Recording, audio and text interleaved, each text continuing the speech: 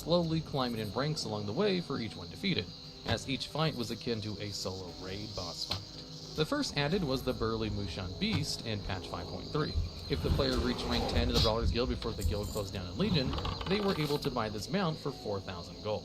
This mount is very similar to the Son of Galleon mount, obtainable from either the world boss Galleon in the Valley of Four Winds in Mist of Pandaria, or very rarely on the Black Market Auction House, or the Ashhide Mushan, which is obtained by doing free-for-all world PvP in the Timeless Isle under the Censor of Eternal Agony, something that is now almost impossible to earn due to the lack of players there. However, the Mushan Beast's brother, Burly Basilisk, is notable due to it being the first ever Basilisk mount available to players, having been introduced in patch 7.155, and was available for purchase if they reached rank 8 of the Brawlers Guild in Season 3. Both of these mounts have less than 1/5 of the player base owning them, and the Mushan Beast being even lower in ownership, as the first iteration of the Brawlers Guild was probably the most difficult. And at the number 5 spot, we have the Spectral Griffin and Wind Rider mounts. Blizzard wanted players who've taken a break from the game to come back and start playing again, and added a feature to the game called the Scroll of Resurrection, where a player with an active account could send scrolls to their friends who had quit a long time ago. If the person who received a scroll resubscribed to the game, the player who sent the scroll would obtain the choice of either a Spectral Wind Griffin or a Spectral Griffin, and the player who came back would receive a list of rewards as well, like a leveling boost and faction/realm transfers, along with a bunch of other upgrades to the character. In patch 5.4.7, this system was removed and instead just replaced with a character boosting service in Warlords and Raynor. Only 15% of the player base owns the Spectral Griffin, and 14% own the Wind Rider, making these both extremely rare mounts, as it was pretty difficult to obtain if you didn't actually have any friends. And at number 4, we have the Pandaria Challenge Mode mounts. During Mist of Pandaria, there were Challenge Mode dungeons, and these dungeons were timed with bronze, silver, and gold ratings based on how fast you completed them. However, to make them more difficult, it would scale your gear down, although this could be cheesed by stacking gear with tons of sockets, as the gems would not be scaled. By completing these, you would get unique rewards, including these mounts, in addition to a unique transmog set based on your class, and teleports to the front of the dungeons.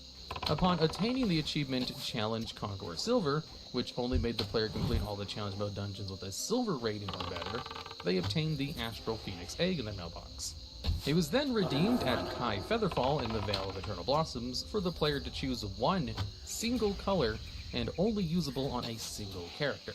However, in patch 6.102, the egg was removed from the game, and instead, if the player completed that achievement, all 4 colors of the mount would be mailed to them instead, and the mounts were then made account-wide.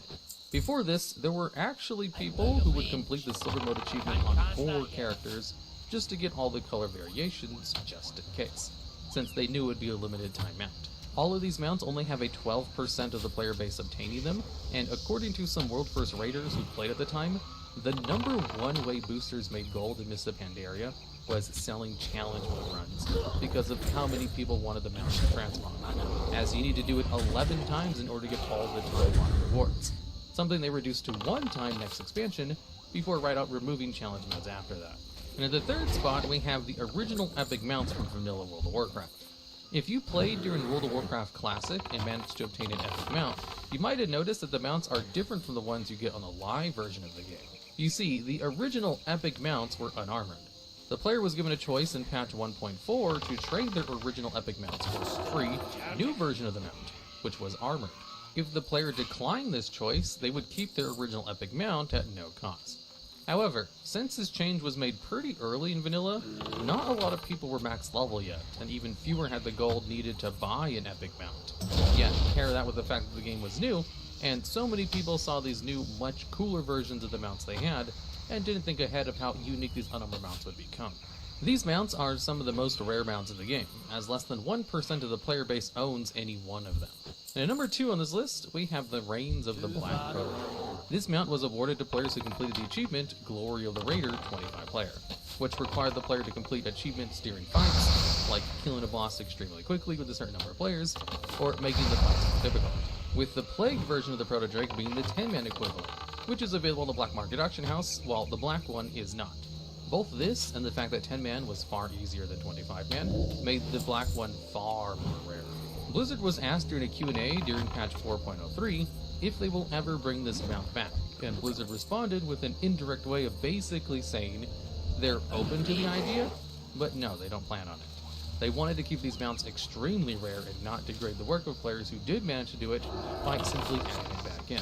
Although with the addition of things being re-added so much, it is possible they might add this in the future, but highly unlikely. Not enough mana. Also, before we move on, this was the first time they added meta achievements, as this was the first raid in the first expansion which introduced the achievement system. Because of this, they experimented with them being a limited time thing.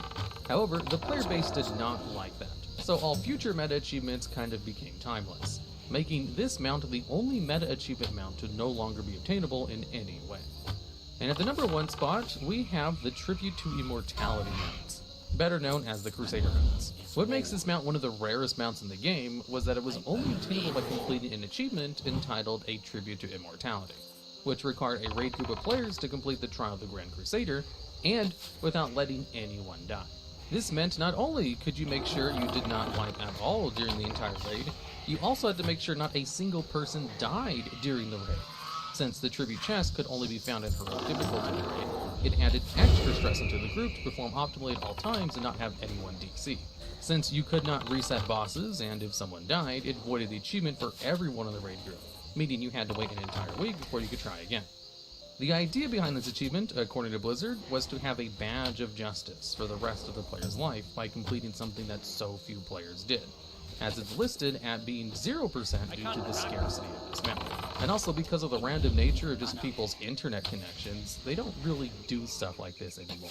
So, they're easily the most rare and unobtainable mounts in the game.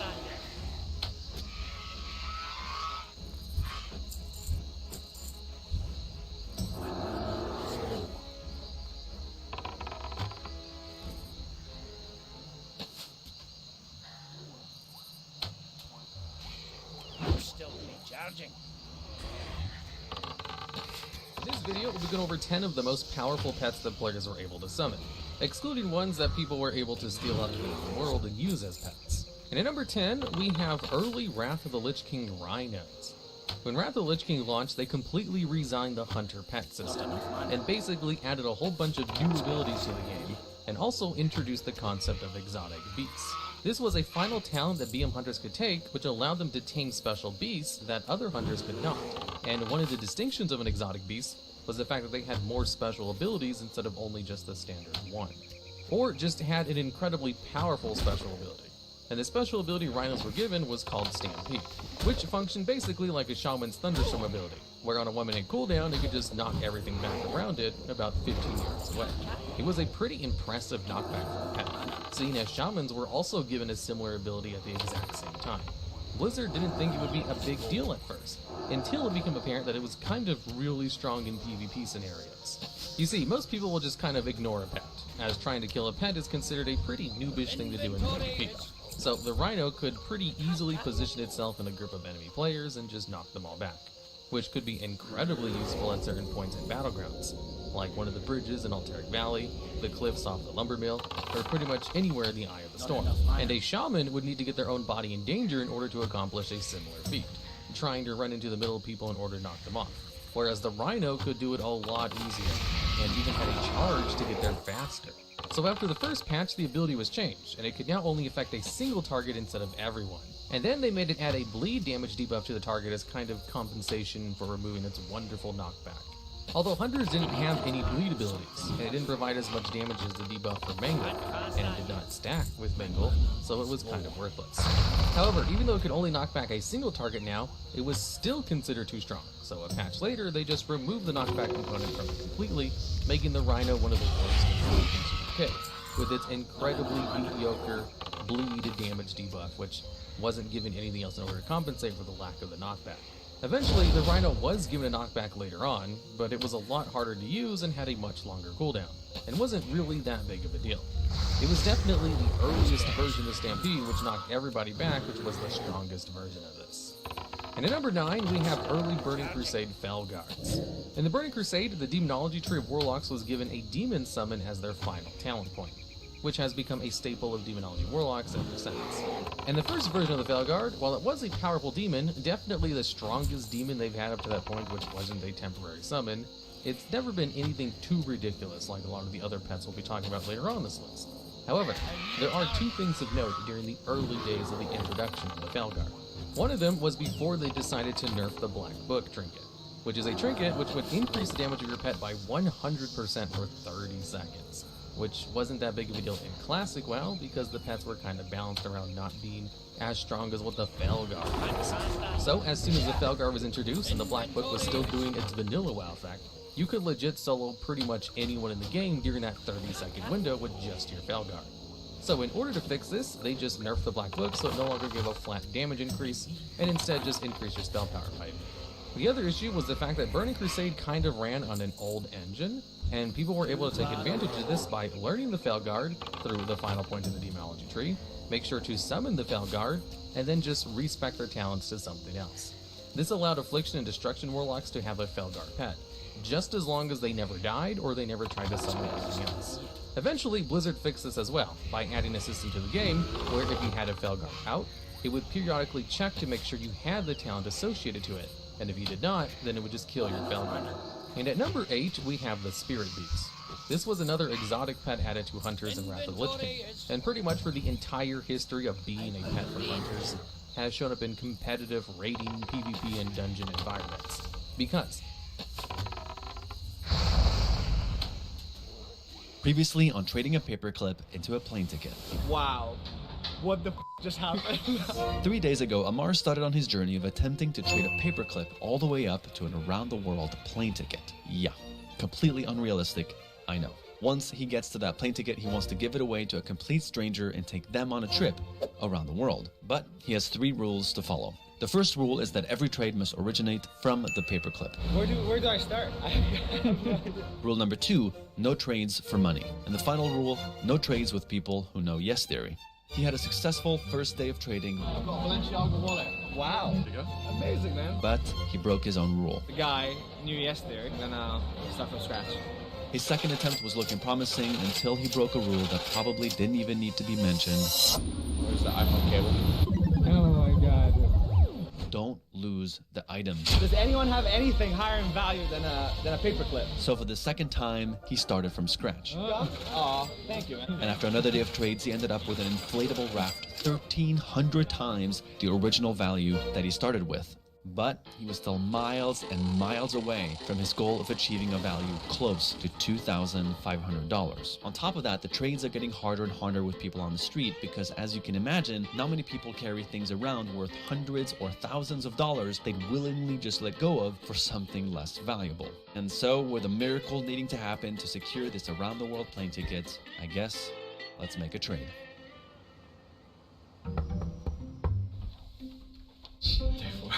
The voice gets slowly quieter. My voice is not feeling too good today. Okay, at least we've got some good news this morning. Hey Amar, this is Ricky. Nice to meet you yesterday evening. I love the paperclip challenge, so it's super cool to see someone doing it in person. I've got some options for you in terms of what I can offer. We'd have to discuss the details, but I'm stoked to be a part of the paperclip challenge. We could make a big leap today. Am I ready? I don't think so. It doesn't matter. Let's go. Very excited. I'm very excited. How excited are you? Oh yeah, like the stock levels are super high. Not. I don't think we're that far. Or at least that's what I would like to tell myself right now. Hello. Have you heard of this challenge? I have a inflatable boat. Are you interested in making a trade? No, I'm good, thank you. You're welcome. Love that. Thank you. Always get one out of your system the second you walk out. Yeah. So it's just like, okay, we're in flow. My arm actually, like right here, hurts from getting it yesterday. Wait, what part of your arm? This part. That you said that part hurt? Anybody want to make a trade with me? Oh, I'm gonna go today. A rejection is a redirection. A rejection is a redirection. I'm gonna get rejected 100 times. It's not gonna affect me emotionally whatsoever. I don't care, man. I don't care. Have you heard of the paperclip challenge? It's the idea of trading up a paperclip to things higher and higher in value. Just have something to trade me for this draft.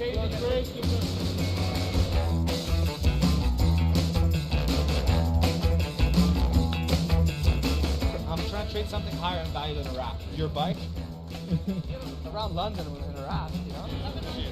He almost gave me one. We've been locked for 2 years in our homes, so even if it's just all a bunch of rejections every day, I'm happy to be out on the street. I wish I had something to give you now, but I don't. No, I just can't think of anything. Hope you get there. Thank you, appreciate it. Thank you, thank you. I need it. I really do. The bike? wants to exchange the bike. That's it. I'll give you a wrap.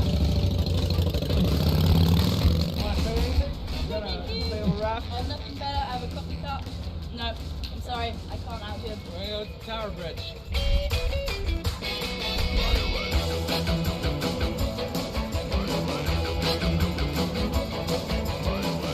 I just ran into a guy who was like, oh no mate, I've got absolutely no need for that. When are we gonna be done with this? Let me check the time because I think it's traffic. We might need to head back to meet Ricky. He texted me this morning saying that he's got a potential trade. Okay, so in the last episode, remember this guy? This is Ricky, who Amar gave his number to yesterday. And earlier that morning, he texted Amar saying he would have a trade ready at the end of that day that will definitely be higher in value than a raft. So it was time to see what he had to offer. Praying for a good trade. Nice to meet you, man. Thank you so much for coming. I love these challenges. I was telling my girlfriend about it like a year ago. Like there was another guy who did this years ago. Yeah. I was like, maybe we can do that one day. What are you trying to get to? So I'm trying to get all the way up to a plane ticket, but then I'm gonna give to a complete stranger. Ah, so plane ticket to anywhere? Or... So I would like to leave Europe, yeah, because I want it to be like across the world. And actually, I was thinking Kenya or Tanzania. Oh, well that's Tanzania's perfect. Okay. Why is it perfect? Oh, so this is what I get now? Yeah. All right, I'm in. Okay, amazing.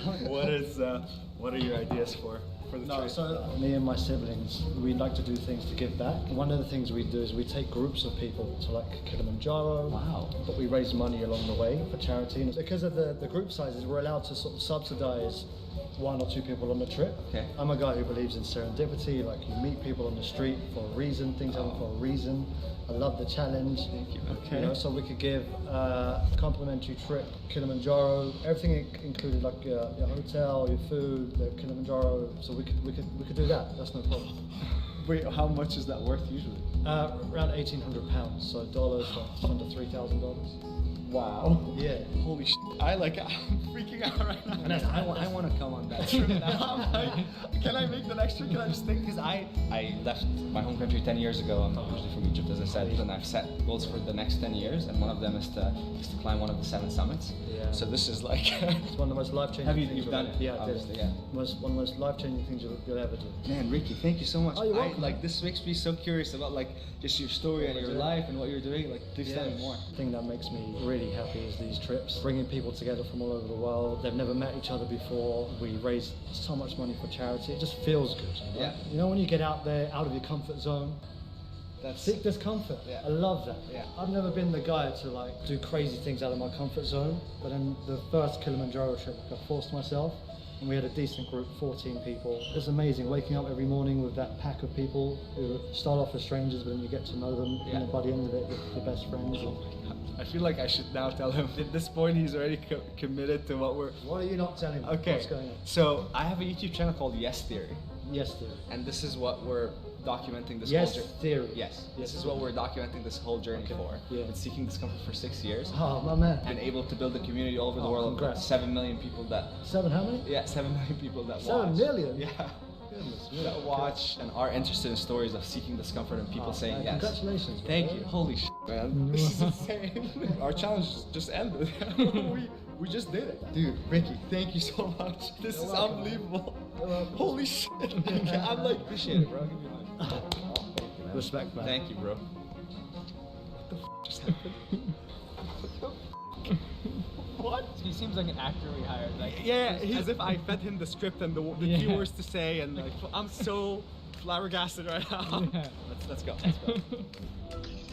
What up, Doug? What's up? How's the torture? We did it. What? We did it. Basically got offered 1,800 pounds worth of a trip to Kilimanjaro, to climb Mount Kilimanjaro. Because the guy that put the trips together just like loves the paperclip challenge, and Wow. so basically we've like 5 times the value of what we started looking for. That's amazing. Holy sh**. Congratulations. Thank you, Dude, bud. I can't believe it. Literally, last night you were telling me you didn't even know if it was possible. Yeah. What are you doing in my house? I feel like it's good news. It is good news. Basically, what he offered is a full expenses paid for trip to Kilimanjaro. What? To do the climb. It's the most insane, like, This is why people think your videos are fake. Because you always bump into the right person, but that is not through lack of trying. he didn't know what yes theory is. He was just really, he knew of the paperclip challenge. Yeah. He'd seen the TED talk, and apparently like a year ago to his girlfriend, he was like, oh, I want to do that. Serendipity, my friend, it's all around us. Yeah. Okay. Proposition. I'm gonna ask Brian, CEO of Seek Discomfort. I just texted him, hey, I have a pitch. Can I call you right now? He just responded saying yes.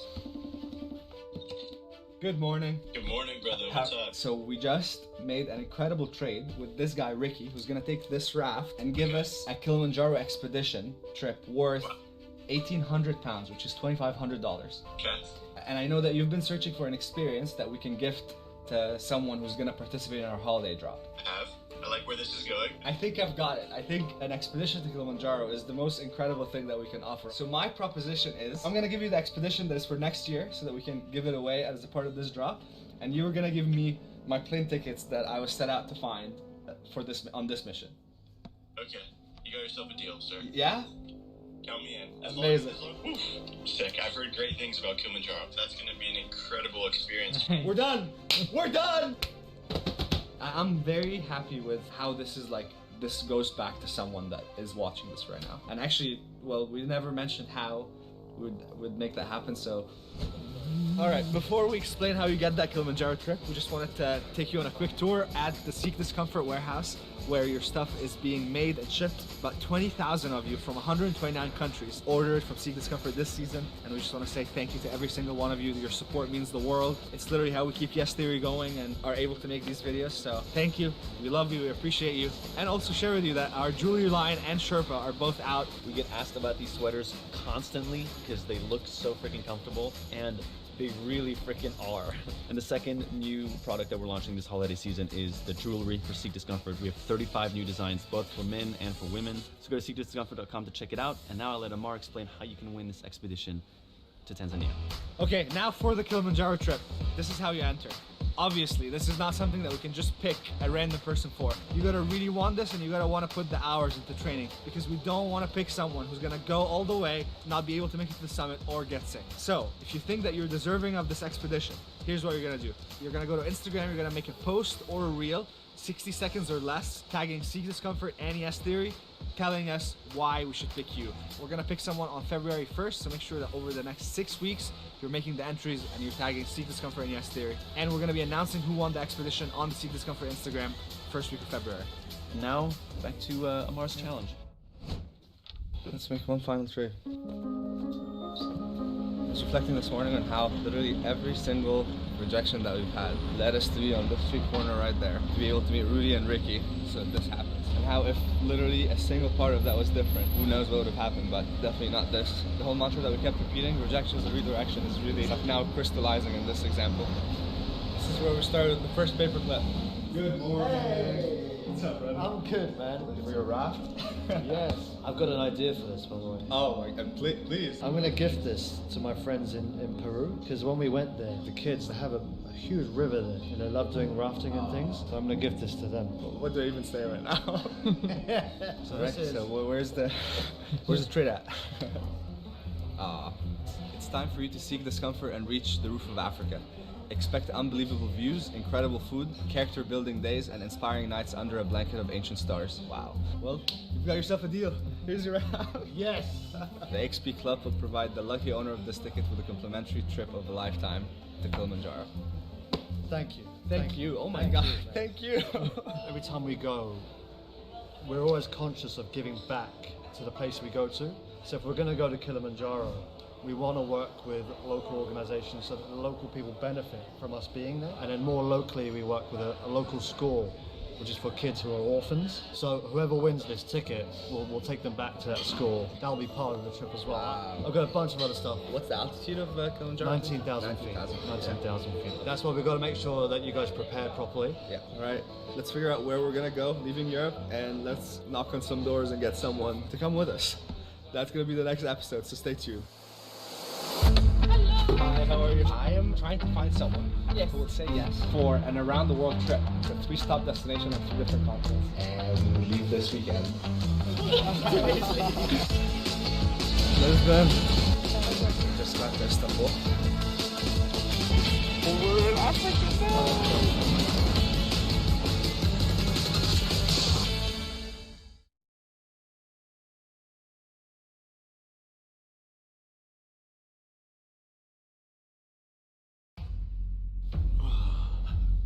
My name is Jason Hansen. I'm a former CIA officer. I was with the agency for 7 years. Hold on, gentlemen. Some of it is vehicles.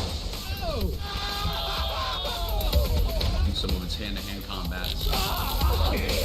You'll have to use your brain. I don't know how to do this.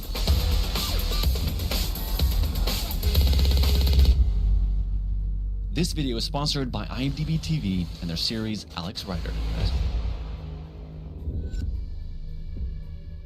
We are about to spend an entire day learning escape and evasion survival tactics from an ex-agent of the CIA. I now run a private security company, and we're out in beautiful Utah right now on our 320-acre spy ranch. Read on your website that you won an award twice. I did. Oh, so it was something that you did, but you can't tell us. That is correct, yes. Yeah, this guy is literally a spy. And if I were to guess, Jason Hansen is probably not even his real name. But we're about to go through a spy boot camp with him in the middle of nowhere. So to make his job as complicated as possible, I assembled the adventures of least likely spy agents in the world. Eric, whose dad is an actual spy but chose to become an actor and thinks he's here to get casted in the show Alex Rider sponsoring this video, but he's not. Tommy, incapable of lying, myself who needs a bathroom break every 15 minutes, and Tristan, who'd never blend in anywhere. So after hours and hours of driving out into the desert, we arrived at the meetup location. So we're waiting for this guy right now, and we're not quite sure where he's gonna come from. Just climbs down, smoke grenade, just appears. Is he late? Yeah. It's 8 o'clock. It's one of us. It must be one of us. That's gotta be him. Yeah, that's gotta Oh my god. Right on the dot. Literally exactly 8 o'clock. How are you? Good. How are you doing? Good. You guys ready to do this? Yeah. See that horribly ugly car with the bumper? Yeah, yeah. That's what you're going to be crashing in today with cars. Oh, wow. So, cool. Follow me and I'll lead you out there and we'll start having some fun. Amazing. So, Great. awesome. He's like, "What's up, guys?" All right, that's what you're gonna be crashing into cars. Like, whoa, okay. Right off the bat. It's like 8 in the morning. Why did we bring Eric? What inspired this trip was an email from IMDb TV about the launch of their second season of their spy series, Alex Rider. After having watched the show over the past few weeks, it definitely captures the combination of action, suspense, and mystery that you want to see in a great spy series. The main character, Alex Rider, begins as an ordinary teenager who becomes enlisted to work on behalf of MI6, where he uses skills he didn't know he had that his uncle had been preparing him for his entire life to eventually become an outstanding spy. We binged the whole first season, which was intriguing and unpredictable in a lot of ways, and Ryder is now back for season 2, going up against hackers who orchestrate sinister cyber attacks. The best part is that the show is actually free to stream on IMDb TV using Fire TV, Roku, or anywhere Prime Video is available. I highly recommend you go check it out, and now let our mystery spy adventure begin. I'm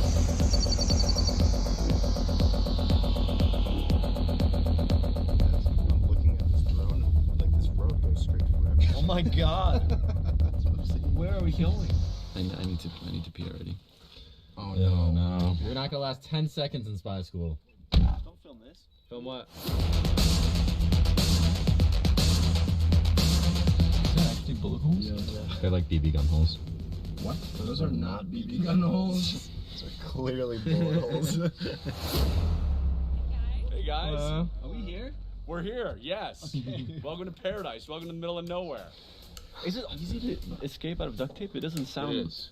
We're going to show you how. Basically, a lot of actors have to go through training before they get a role, and since I'm going to be like in this spy show, that's why we're here. You mean Alex Rider, the show? Yeah. So I think I'm like a series regular on it, or I don't know. Yeah. It was this season. On the show. that we're... Should we tell him? Or I don't know who I'm playing yet, but it's gonna be great. For your spy training, we're gonna start with how to escape duct tape. Criminals all over the world and shady people love to use duct tape when kidnapping people. Most people don't know how easy to escape, which is why they're found dead on the side of the road, especially in places like Mexico. They're gonna duct tape you in the front, that way they can grab your arms, throw you in that van, throw you in that car. Yeah, we're doing this. Yeah, okay. So go up here like this and Whoa. that's all it is. Yeah, This is gonna suck. Your hair will be removed. We go around like this, but then they go in between your hands. Nobody ever escapes from this. Well, I showed them how to escape in literally 2 seconds. People mentally give up, which is why they don't escape this, which is why they are found dead, right? Tommy seems like it's a lot more than everyone else. Okay, you put your hands up here, and you've got to pull your hands apart at the top.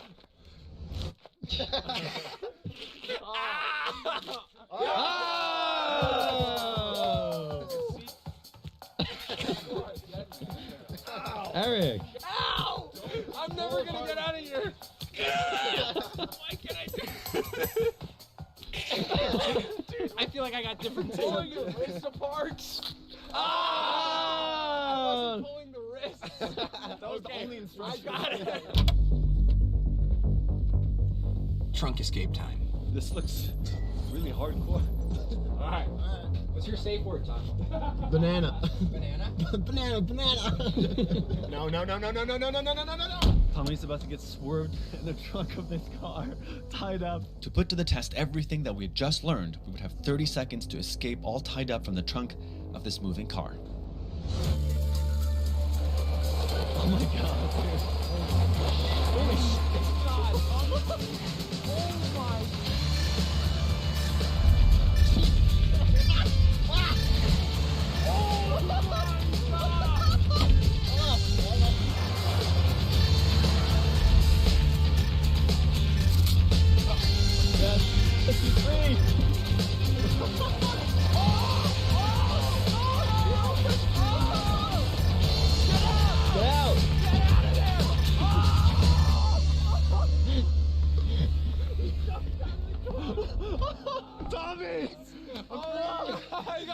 You jumped out of that car. Are you okay? I can't believe you jumped out of that car. Holy shit. You're insane. You weren't slowing down, and I was like, all right. All right, here we go. It hurts so much after you've already done it. Oh man, I'm scared. How am I possibly gonna get out of this? Point is that you're not. Tu fermes ta gueule, putain! No, please. Okay, wait. How am I gonna do the arm? Тихо! Ferme ta gueule, toi. Все, поехали.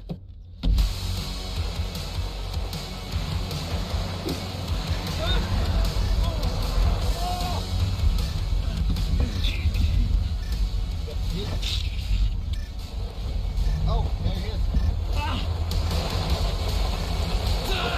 Life or death, come on!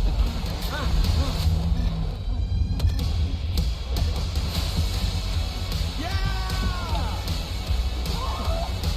Kicking my feet.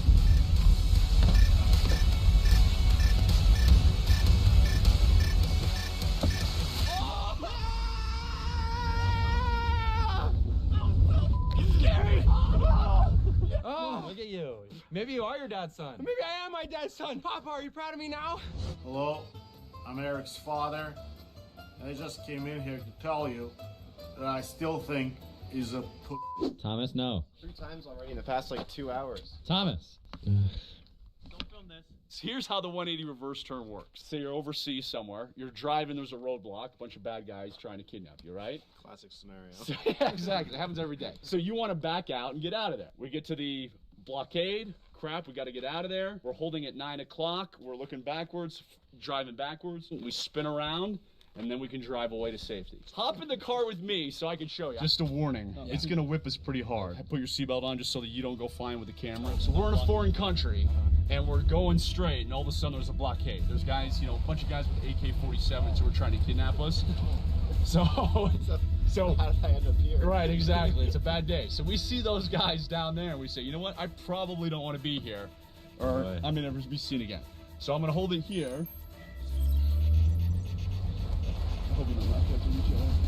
Okay, now we're getting out of Dodge. Bad guys are coming. Coming. Oh god.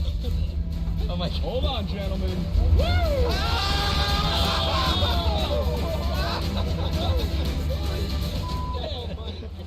This is a rental car? Don't put that on film. After showing us only once, Jason thought we were ready to try the 180-degree turn completely by ourselves, and who better to go first than Eric? If you start veering off towards this gully or the sagebrush, obviously stop and just go forward again. Meaning, Wait. What? Wait. Do you know what you're doing? Wait. Okay. I guess let's just I'll do it slow. I'll do it like half-assed. No, because it's not going to work if you do it slow. yeah, then you won't spin it all. Then we're just going to go into the side. This feels like a horrible idea. It does feel like a horrible idea, but might as well give it a shot. I mean, we can't. The worst that could happen is we go into like the side. Well, the worst that can happen is you go into this gully and you tip over and flip over and kill yourselves, which is why you got to make sure he's staying on the road. That's a pretty bad worst case scenario. I'm not gonna lie, I'm glad I'm not in the car. Why are we in the car? Wait, what? Practice driving backwards a little bit. I can't even see the road. Is it hot in here? Can we make I am so scared right now. Do I hold it till I get to the end, or do I bring it back? I don't know. Just hold it. I guess I hold it. Yeah, hold it. And I didn't realize we were risking our lives today. All right. Everyone has their roles. Here we go. You are at 30. Holy shit! Wait, let me try again. Okay, I'm like I forgot which way my hand goes because I got confused. Let me try one more time. You got confused? Oh my god. I got 20. 25. Ready? A little faster, a little faster, a little faster, a little faster, a little faster. Good now. Hey!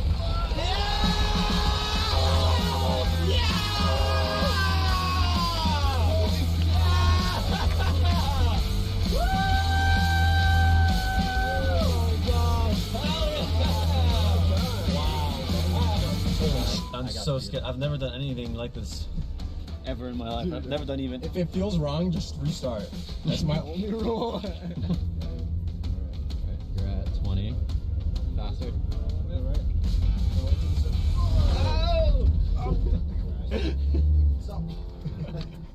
He's in the grass. Hello, spy boy. You look like you could use some help. Just a speed issue, that's all it is. Really? Yeah, you're just not going fast enough. Like, you want to put the pedal to the metal almost. God. Yeah, just faster. Here we go. This feels crazy. That's 20. Get way faster. Build up. Faster. 5 miles an hour faster. Good. Good.